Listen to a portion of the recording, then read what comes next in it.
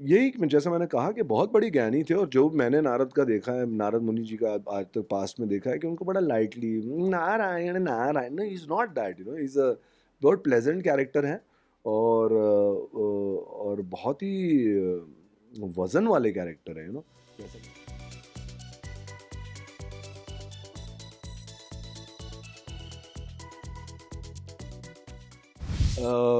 It feels great, बहुत बहुत अच्छा लग रहा है कि लोगों का इतना प्यार मिल रहा है आज के युग में जब सबके सब अपने फ़ोन में बिज़ी हो गए हैं।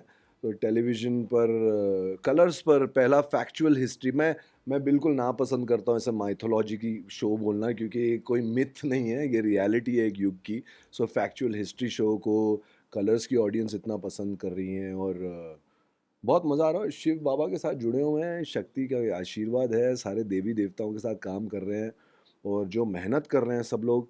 हमने किसी ने भी टीआरपी के बारे में सोचा नहीं, हमने अपने कैरेक्टर के बारे में सोचा और ऐसे ही कृष्ण भगवान कहते हैं ना कि कर्म करो और फल की इच्छा मत करो। तो हमने कर्म किया है और करते रहेंगे और उसका फल आप लोग दे रहे हैं, ऑडियंसेस दे रही है हमें, तो आप प्लीज़ देखते रहें, दैट्स इट। देखिए, देवऋषि नारद एक बहुत ही लाइट हार्टेड और बहुत ही लाइट देवता थे, क्योंकि हमारे सतयुग में बहुत ही कुछ-कुछ ऋषि मुनि थे जो बहुत इंटेंस थे, मतलब बात-बात पर श्राप, और जैसे ऋषि दुर्वासा हैं, ऋषि भृगु हैं, तो उन सब इंटेंसिटी के बीच में नारद उनसे भी ज़्यादा ज्ञानी बात कर जाते हैं, लेकिन बड़े ही लाइटली, कि अगर कोई गुस्से में भी है तो मतलब उसके साथ गुस्से से बात नहीं करेंगे, तो उनको बोले, "अरे प्रभु! क्रोधित हैं आप? बताइए क्रोध कैसे उत्पन्न होता है आपके मन में?" तो मतलब ऐसे मतलब उनका क्रोध भी शांत कर देंगे। और जैसा कि मैंने कहा कि वो ऋषि वेद व्यास और वाल्मीकि के गुरु थे यार। वाल्मीकि वो हैं जिन्होंने रामायण लिखी, ऋषि वेद भागवतम लिखी, तो इतने बड़े गुरु आदमी हैं।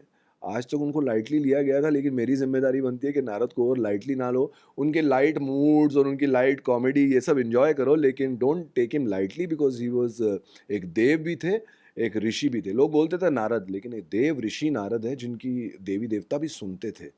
तो एक अलग रंग देने की कोशिश कर रहा हूँ और हमेशा देवों और ऋषियों के बीच में एक देव ऋषि हैं, जो एक लाइट रूप से आपको ज्ञान दे रहे हैं, तो मज़ा आता है, क्योंकि तभी काफ़ी इंटेंसिटी थी, तो इस शो में भी मतलब काफ़ी हद तक बैलेंस मैं क्रिएट कर रहा हूँ।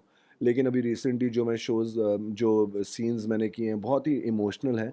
तो as an actor, as a character Narad को हर हर रंग, हर रूप और हर भाव में एक्सपेरिमेंट किया जा रहा है। पहले पहले कॉमेडी थी, छेड़-छाड़ थी, अभी विष्णु के साथ कुछ सीन्स हुए हैं जो इमोशनल हैं, बहुत ही मतलब रोना-धोना है उसमें, जहाँ लोग भी रो रहे हैं साथ में, क्योंकि उनको इफ़ेक्ट हो रहा है। तो सारे जो बोलते हैं ना, नौरस नौरस निभाने का मौका अवश्य मिलेगा मुझे, अवसर अवश्य मिलेगा नारद करते-करते। 3 रस तो आ गए हैं, और भी रस आते रहेंगे। यही जैसा मैंने कहा कि बहुत बड़ी ज्ञानी थे और जो मैंने नारद का देखा है, नारद मुनि जी का आज तक पास्ट में देखा है कि उनको बड़ा lightly Narayan, Narayan, no he is not that, he is a बहुत प्लेज़ेंट कैरेक्टर हैं और और बहुत ही वज़न वाले कैरेक्टर हैं, जैसा कि मैंने कहा, देवी-देवता भी, मतलब शिव भी उनका एडवाइस लेते थे, नारायण भी उनका एडवाइस लेते थे, ब्रह्मा भी उनका एडवाइस लेते थे। और जैसा कि आपने पिछले एपिसोड में देखा, दक्ष ने उनका एडवाइस नहीं लिया, तो दक्ष के साथ जो हुआ वो सारी दुनिया जानती है कि उनका अभिमान का प्रकोप हो गया था, वो बहुत अभिमान उनका फट गया था, तो उस अभिमान का उनको फल भी मिला।